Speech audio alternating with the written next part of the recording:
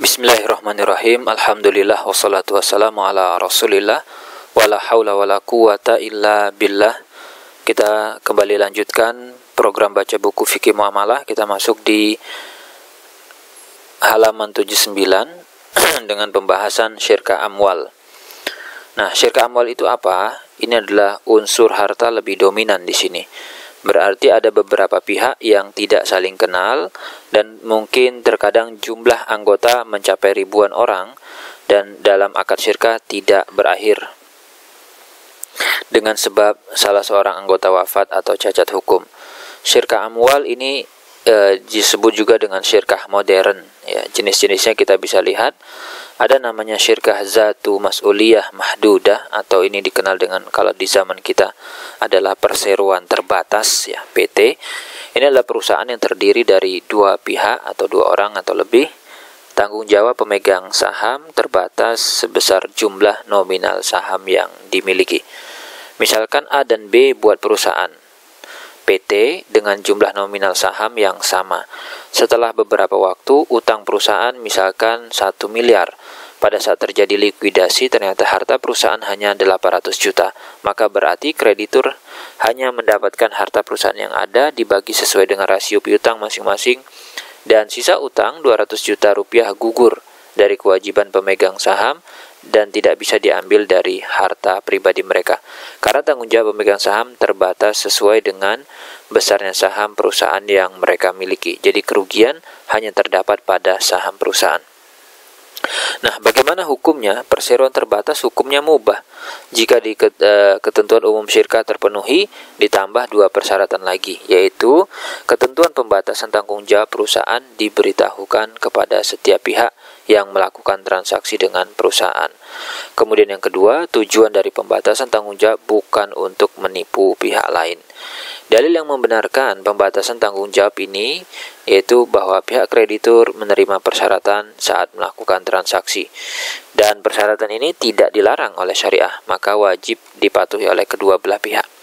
Nah, ada namanya juga syirkah musahimah atau stock company, yaitu perusahaan yang asetnya merupakan kumpulan saham yang bernilai sama dan diperjualbelikan secara bebas.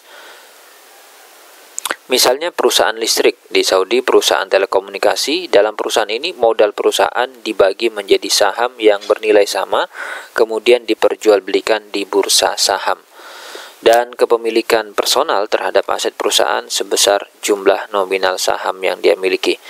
Dan pada umumnya stock company ini adalah perusahaan raksasa, ya sudah corporate dia, karena pemegang saham berjumlah ribuan, bahkan sampai jutaan orang.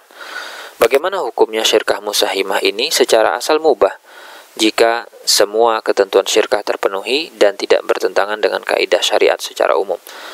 Dan sukuk yang diterbitkan syirkah musahimah seperti apa? Maka berarti syirkah musahimah dia bisa menerbitkan dua jenis sukuk, yaitu ada saham dan ada obligasi. Ini penjelasan secara rinci. Saham itu berarti surat bukti kepemilikan atas modal yang diterbitkan syirkah musahimah dan kita bisa edarkan atau perjualbelikan. Untuk spesifikasi, nominal saham sama dan tidak boleh menerbitkan saham biasa dari sebuah perusahaan dengan nominal yang berbeda. Dapat diedarkan dengan cara diperjualbelikan dan tanggung jawab pemegang saham terbatas. Jika perusahaan bangkrut, maka pemegang saham tidak bertanggung jawab terhadap hutang perusahaan kecuali sebesar saham yang dia miliki. Kemudian mengenai nilai saham, maka setiap saham memiliki tiga nilai, yaitu ada nilai nominal, ini nilai saham yang ditentukan dalam anggaran dasar perusahaan. Kemudian ada nilai buku, yaitu nilai saham berdasarkan nilai aset perusahaan yang tertera pada catatan. Dan nilai pasar, ini nilai pasar berarti nilai saham saat dijual di pasar saham. Misalnya begini, sebuah perusahaan mengedarkan saham untuk diperjualbelikan. Modalnya 100 miliar. Dibagi dalam 1 juta lembar. Setelah 1 tahun, usaha perusahaan berkembang dan nilai aset di akhir tahun mencapai 200 miliar. Di akhir tahun pertama, nilai selembar saham dijual dengan harga 500.000 rupiah. maka berarti nilai nominal selembar saham 100.000 itu tetap dan tidak berubah.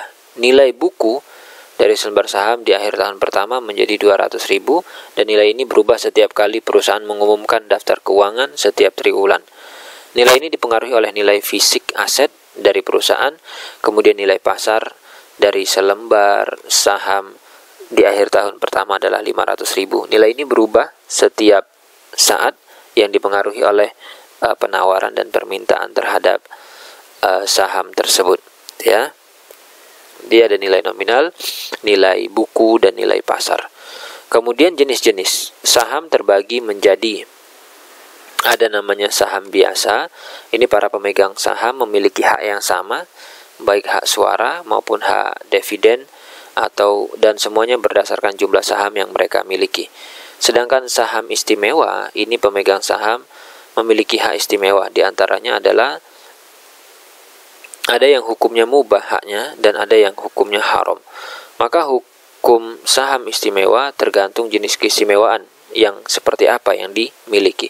Di antara hak istimewa yang hukumnya mubah, misalkan hak suara dan hak dividen yang lebih besar dari pemegang saham biasa, ini diperbolehkan karena pembagian laba dalam sebuah syirkah itu berdasarkan kesepakatan. Tapi ada juga hak istimewa yang haram, itu adalah prioritas mendapatkan dividen saat perusahaan dilikuidasi atau perusahaan menjamin modal dan rasio laba pemegang saham istimewa. Kalau saham istimewa tadi memiliki hak-hak seperti itu, hukumnya haram karena bertentangan dengan prinsip umum syirkah dalam syariah, di mana prinsip semestinya rugi itu sebanding dengan besarnya modal. Sehingga kerugian perusahaan dibagi per anggota berdasarkan saham yang mereka miliki. Jadi tidak boleh sebagian pemegang saham tidak menanggung kerugian.